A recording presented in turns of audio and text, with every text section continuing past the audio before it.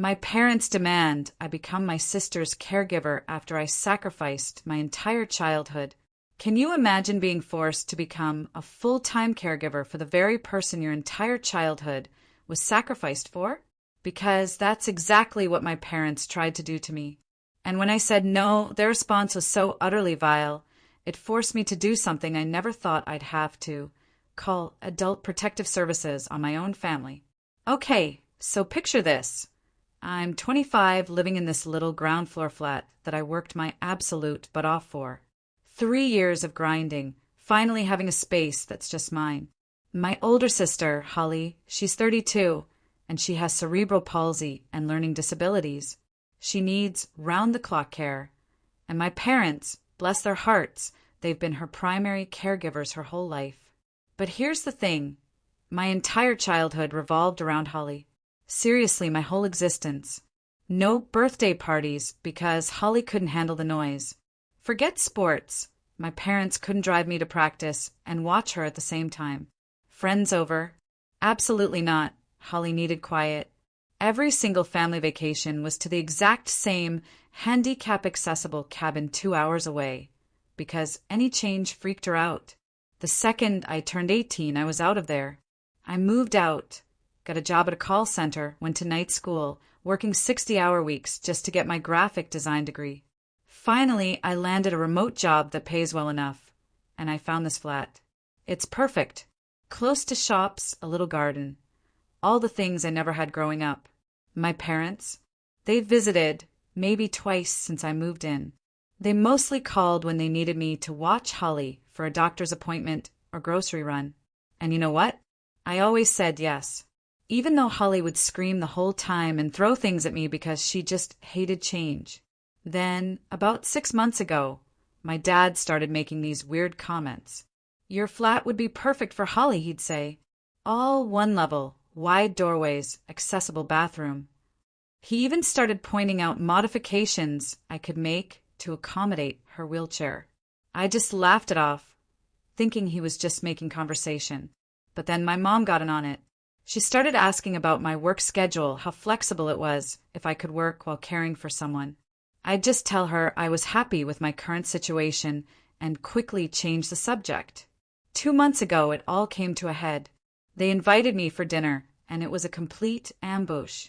They'd already talked to Holly's social worker about transferring her care to me. They'd looked into all the government assistance I could get as her caregiver. They'd even figured out how to modify my flat using some grant money. They laid out this whole plan.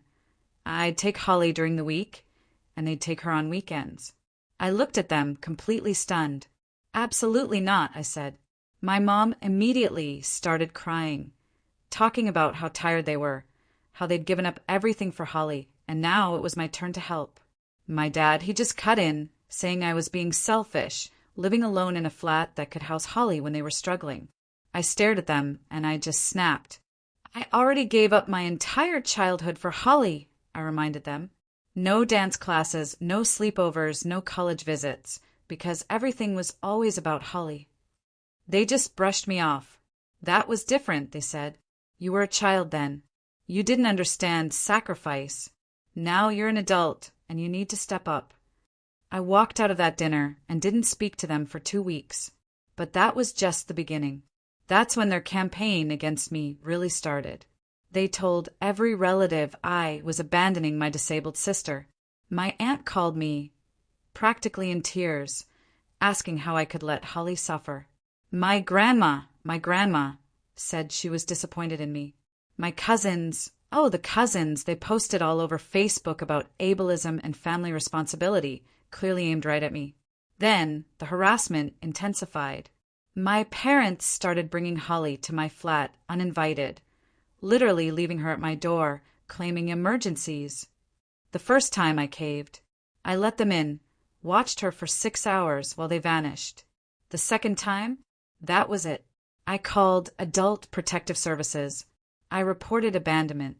My parents had to rush back to deal with a social worker. They were absolutely furious, but they couldn't say much with the social worker standing right there. Next, they tried guilt. They had Holly call me, crying, saying she missed me and wanted to live with me. It was heartbreaking, but I knew they coached her. Holly never expressed complex thoughts like that.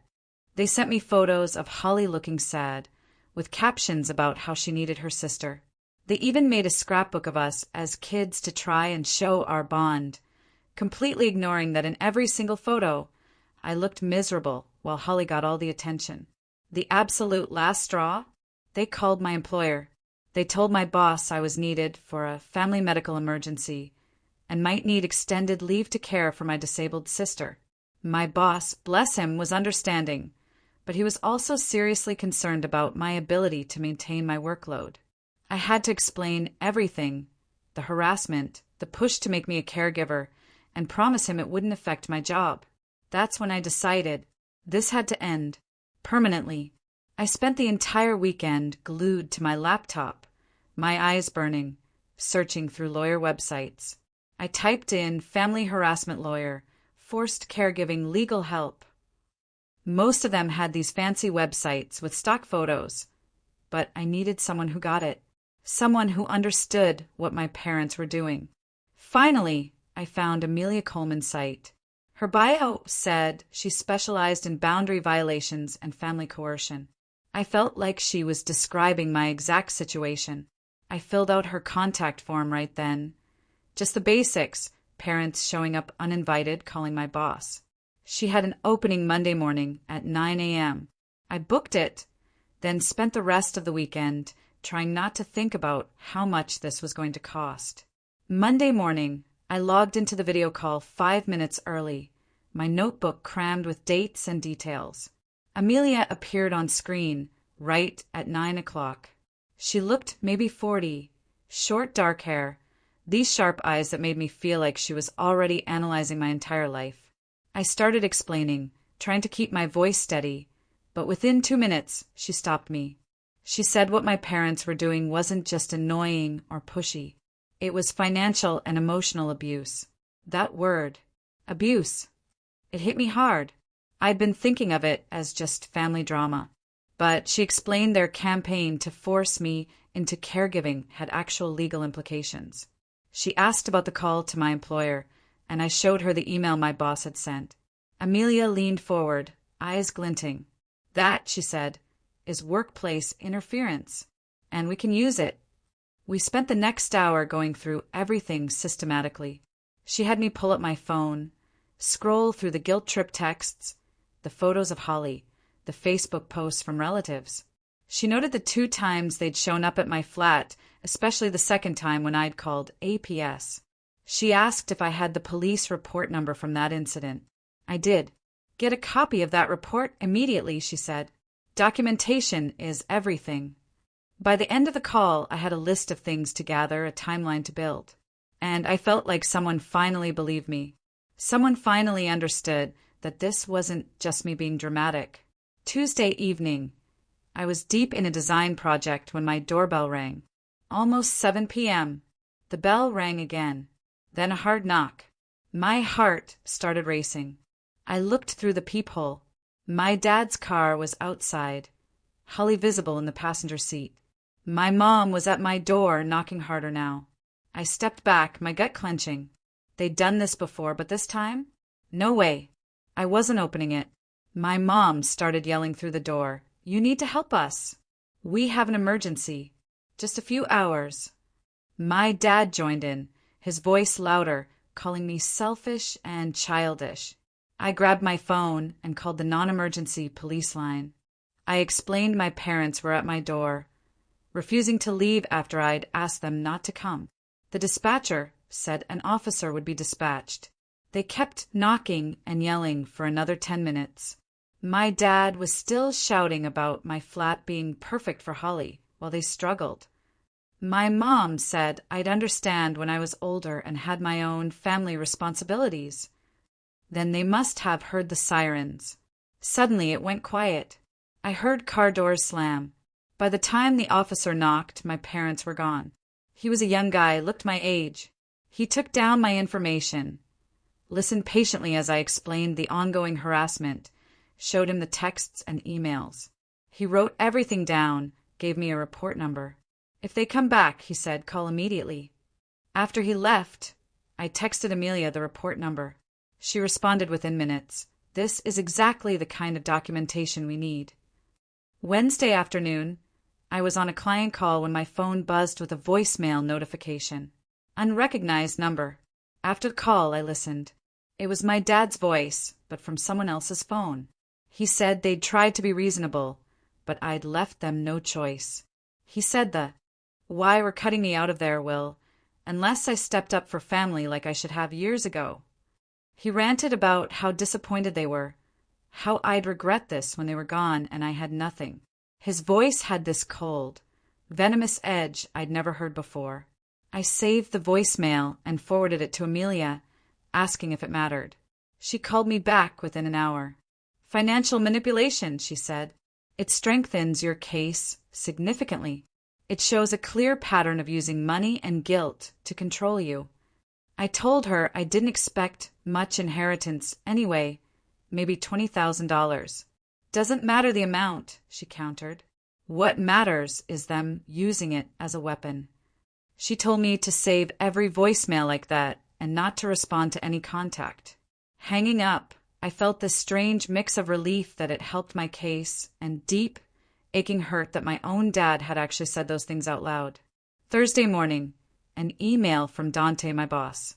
Subject line, private conversation needed. My stomach dropped. He asked for a video call at 10 o'clock. I spent the next hour getting ready, trying not to panic. At 10 o'clock, Dante was there looking concerned. He said my parents had called again yesterday, asking about my work schedule and if the company offered family leave. He told them he couldn't discuss employee matters, but he needed to know what was going on, because this was affecting my professional reputation. My eyes started to sting. I had to take a deep breath before explaining. I told him everything. My parents trying to force me to be Holly's caregiver, the harassment, the lawyer I'd hired. I even pulled up the police report and Amelia's contact info to show him I was handling it professionally. Dante listened, his expression softening. He said he believed me, that he supported me, but he was worried about whether this would affect my focus. I promised him it wouldn't, that I was taking legal steps to stop the harassment permanently. He said, okay, just to keep him updated if they contacted the company again. After the call, I sat there shaky. I'd almost cried in front of my boss. My parents were now actively trying to mess with my career. Friday night, around 8 p.m., my phone rang. Unrecognized number. I almost didn't answer, but something made me pick up. It was Suzanne, my mom's sister. She launched right in, saying she'd heard what was happening at a family gathering. How could I abandon Holly when my parents gave up everything? She asked. She said the family was calling me selfish, but she wanted to hear my side, though she didn't see how I could possibly justify it. That familiar wave of guilt started to rise, but then I remembered Amelia's words. Don't engage. I took a deep breath and calmly I explained. The actual timeline. My childhood with no birthday parties or friends. The ambush care plan. Them showing up uninvited, leaving Holly at my door. The Adult Protective Services calls. The police report from Tuesday. Suzanne went quiet for a long moment. Then she said she needed to think. She remembered some things from when I was growing up, things she hadn't really thought about at the time. She asked if she could call me back in a few days. I said yes. After we hung up, a tiny spark of hope flickered within me. Maybe, just maybe, one family member would actually understand. The following Monday, I met Amelia at her office to file the cease and desist letter. Her office was in this old downtown building, all with paneling and bookshelves packed with legal books. We sat at her conference table, and she showed me the letter, 2 pages long, listing every single incident of harassment, the uninvited visits, the workplace contact, the social media campaign, the financial threats. It demanded my parents stop contacting me, stop contacting my employer, and stop showing up at my flat. It outlined potential legal action, including restraining orders, if the harassment continued. Reading it made everything suddenly feel incredibly real, incredibly serious. Amelia asked if I wanted any changes. No, I said. It covers everything. She said she'd send it certified mail for proof of receipt. I signed the authorization, wrote a check for her retainer. Watching my savings take a hit hurt, but it felt necessary. Walking out, I felt this strange mix of powerful and scared. I was officially escalating this to a legal level. There was no going back. My parents' response came faster than I expected. Wednesday afternoon, my cousin Rachel sent me a screenshot of a Facebook post my mom had made. It said their ungrateful daughter had hired a lawyer to abandon her disabled sister. It claimed they'd given up everything for Holly, and now their other daughter was throwing them away. Heartbroken, they said they couldn't understand how they'd raised someone so selfish. The post already had dozens of comments. Relatives and family friends were calling me heartless, saying I should be ashamed. My grandmother commented that she was praying for my soul. People who barely knew me were sharing it, adding their own 2 cents about how terrible I was. I wanted to respond so badly to tell everyone the actual truth, but I remembered Amelia's advice. Engaging would only make things worse. I called her instead and read her the post. Screenshot everything, she said. Save it. This is defamation and harassment. She said my parents were trying to force me into responding publicly, but I needed to stay silent. We'll use all of this when we file for the restraining order, she told me. I spent the rest of the day blocking family members on social media, trying desperately to focus on work while my phone buzzed endlessly with notifications. Wednesday morning, a call from a number with a government area code. It was Harvey Coleman, the social worker from Adult Protective Services. He was following up on both reports I'd filed about my parents abandoning Holly at my door. He asked if I had time for detailed questions. I said yes. He started asking about my childhood, how much time I'd spent caring for Holly, if I'd had normal kid experiences. I told him everything. No birthday parties, no sports, no friends, everything about Holly. I told him about never going to college visits because my parents couldn't leave her. He asked about their current behavior, and I described the dinner ambush, the social media campaign, the workplace interference, everything. When I finished, he was quiet for a second. Then he said something I'd never heard before. What you experienced, he told me, is called parentification. He explained it meant my parents had made me take on adult caregiving responsibilities as a child when I should have been allowed to be a kid. He said it was a form of abuse, and it explained a lot about why I was so resistant to their current demands. I sat there, phone pressed to my ear, feeling like someone had finally put a name to something I'd felt my entire life but never understood. Harvey said he was scheduling a home visit with my parents to assess Holly's current care situation and would call me afterward. After we hung up, I immediately Googled parentification and spent an hour reading articles that described my entire childhood. Harvey called me back Friday afternoon after his visit. He said Holly's physical care was fine, my parents had adequate resources and support systems. But then he said something that made me absolutely furious. He said that during his visit, my parents had been telling Holly that I didn't love her anymore. They'd apparently been saying I'd moved away and forgotten about her, that I didn't want to be her sister anymore. Harvey said Holly had seemed confused and sad when he asked about me. He told me my parents were using Holly's emotions to manipulate me, which was harmful to Holly and completely inappropriate.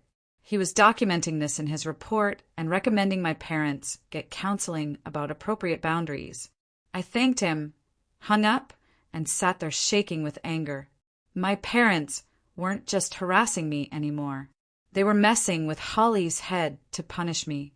Holly didn't understand what was really happening, and they were making her think I had abandoned her.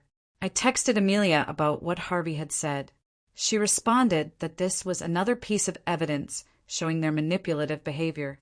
"We have a strong case now," she wrote. "Are you ready to file for a restraining order?" I typed back, yes, without hesitating. I spent that entire weekend documenting. Every Facebook post my parents made got a screenshot with the timestamp. Every comment from relatives calling me heartless got saved. Every nasty message from strangers who found my personal accounts went into a folder. I built a timeline starting from that dinner 2.5 months ago. Dates and times for every uninvited visit, every call from guilt-tripping family members, every incident where they tried to manipulate me, the police report from when they abandoned her at my door, the voicemail about cutting me out of their will, saved in 3 different places. By Sunday night, I had a 20-page document showing exactly how my parents had been harassing me since I said no. Amelia called Monday morning. I told her I'd finished the documentation. She asked me to email everything over so she could review it before we filed. I spent an hour organizing the files and sent them. 2 hours later, she called back. "The evidence is solid," she said. "The social media posts alone show a pattern of harassment and defamation, and adding in the workplace interference and physical intrusions at your flat makes a very strong case." We scheduled an appointment for Thursday to file the paperwork. My phone rang Friday afternoon while I was trying to focus on a client logo design. It was Suzanne. I almost didn't answer, bracing myself for another guilt trip, but something made me pick up. She started talking before I could say anything. She'd been thinking about our last conversation all week. She'd called Harvey to ask about his assessment and his home visit findings. He'd told her about the parentification issue, about how my parents had been telling Holly I didn't love her anymore. Suzanne went quiet for a second. Then she said she was sorry. She remembered being at my house plenty of times when I was a kid. She remembered how I never got to do anything normal, how every family gathering revolved around Holly's needs, and nobody ever asked what I wanted. She said the whole family had enabled my parents' expectation that I'd sacrifice my life for Holly, just like they did. And she hadn't realized how wrong that was until Harvey explained it to her. Then she said something that made me start crying. "If you need a character witness for any legal stuff," she said, "I'll do it. I'll tell the truth about what your childhood was really like." I thanked her about 5 times and hung up, feeling like maybe, just maybe, I wasn't completely alone in this fight. The following Tuesday evening, my doorbell rang. I checked the peephole. My dad was standing there by himself. He looked terrible, clothes wrinkled, dark circles under his eyes like he hadn't slept in days. I opened the door, but kept the chain lock on. He asked if he could come in and talk. "No," I said, "but I'll listen from here." He said my mom was having health problems from the stress of caring for Holly. He said they didn't need me to take over completely. They just needed some help. He looked so defeated I almost felt bad. I told him there were professional care options and respite services that could give them breaks without putting everything on me. His whole face changed. He got angry. "You're trying to throw Holly away like garbage," he spat. "We raised you better than to abandon family when things get hard." I just looked at him. I already gave up my entire childhood. I said, my voice steady, "I'm not doing it again." I shut the door while he was still talking. Thursday morning, I had my first appointment with Natalie Pute. Her office was in this old house converted into a therapy practice. After the paperwork, we talked for almost an hour. I told her about Holly, my parents, the constant pressure, how I couldn't sleep anymore, always checking my phone for another nasty message or guilt-tripping call. She asked about my childhood, and I repeated the same things I'd told Harvey. No birthday parties, no sports, no friends, everything about Holly. Natalie said something that really stuck with me. She said my guilt about Holly wasn't rational because I was a child who had no choice in any of it. She said my parents were repeating the same pattern now, trying to sacrifice one daughter's well-being for the other. The fact that I felt guilty about protecting myself, she explained, showed how deeply they'd conditioned me to put Holly first, no matter what. We scheduled weekly appointments, and I left feeling like therapy could actually truly help. Harvey called the following Monday with news that completely shocked me. During his assessment, he'd asked Holly directly what she wanted. Not what my parents wanted for her, but what Holly herself wanted. And Holly had told him She was interested in living with other people her age in a group home setting. She'd apparently been watching TV shows about people with disabilities living independently, and she wanted to try it. Harvey said my parents had never asked Holly what she wanted.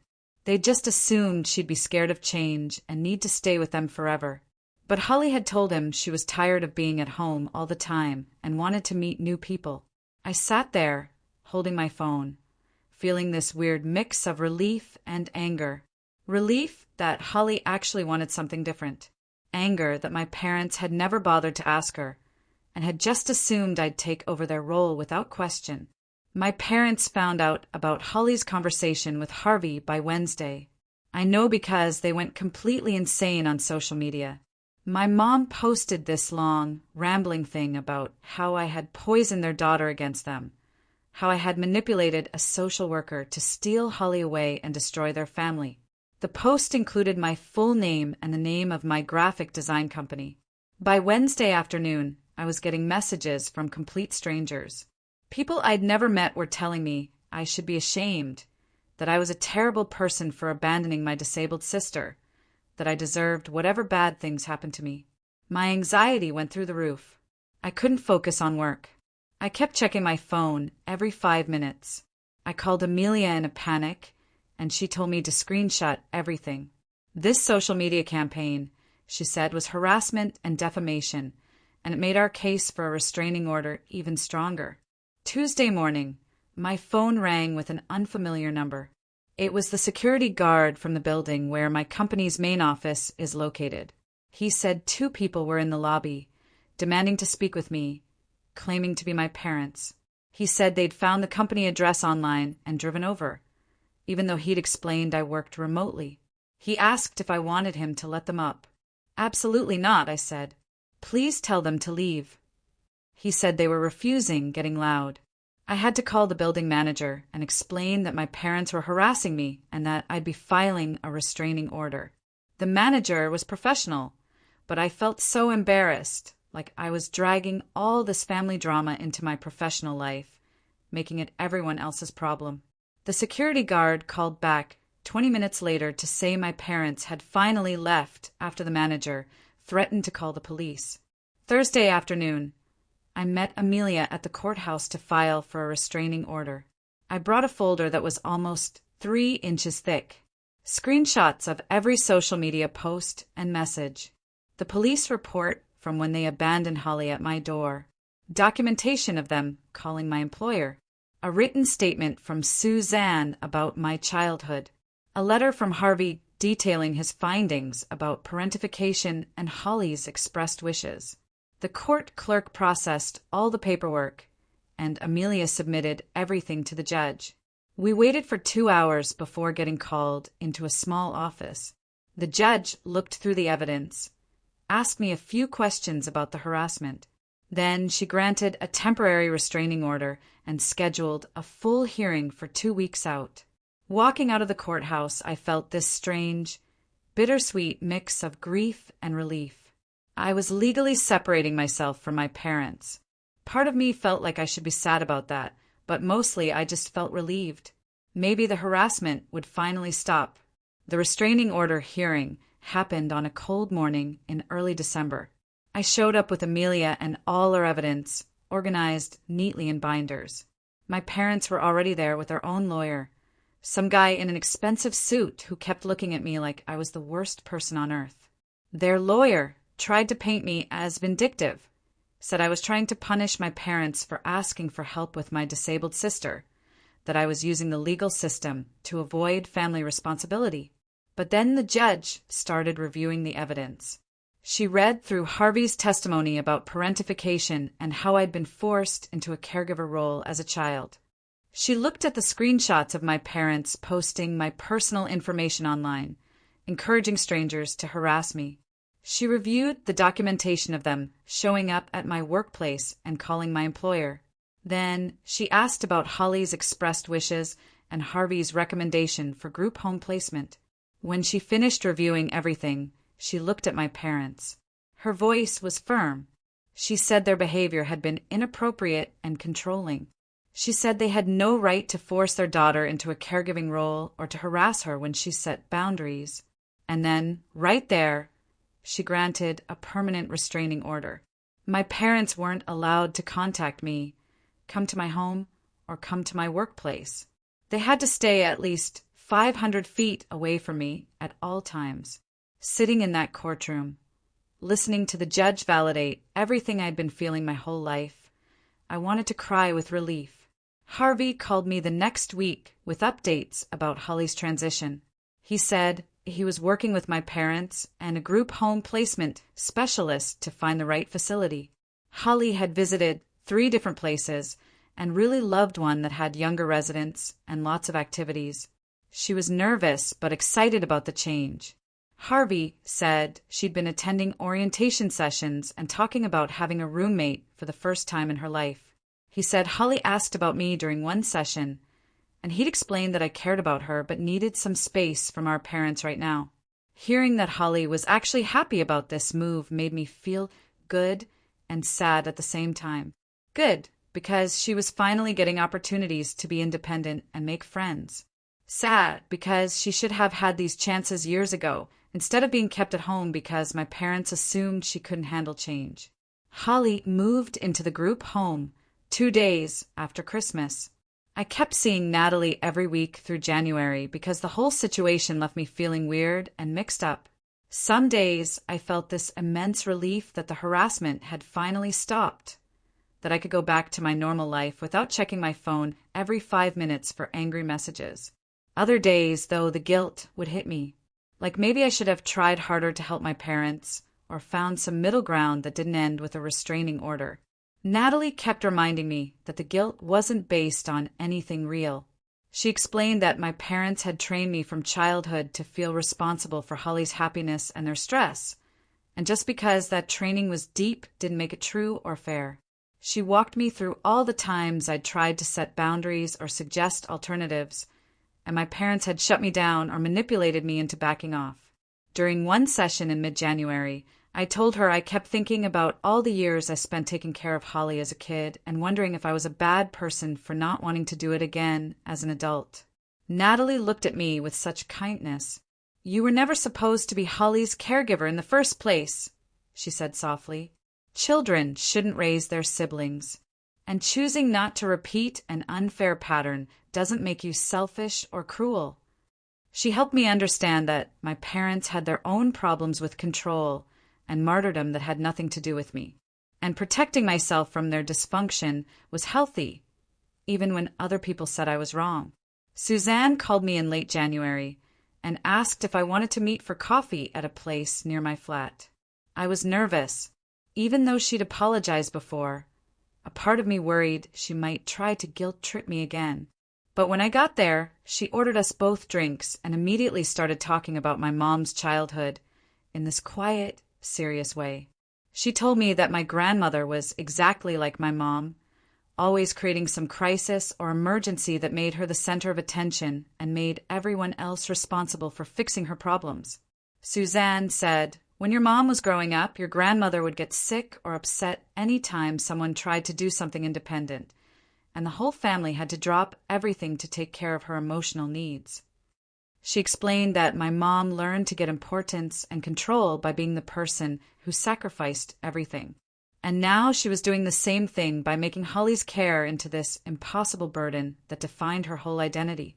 Suzanne said this didn't excuse how my parents treated me or make their behavior okay, but it helped her understand why they couldn't see how unfair they were being.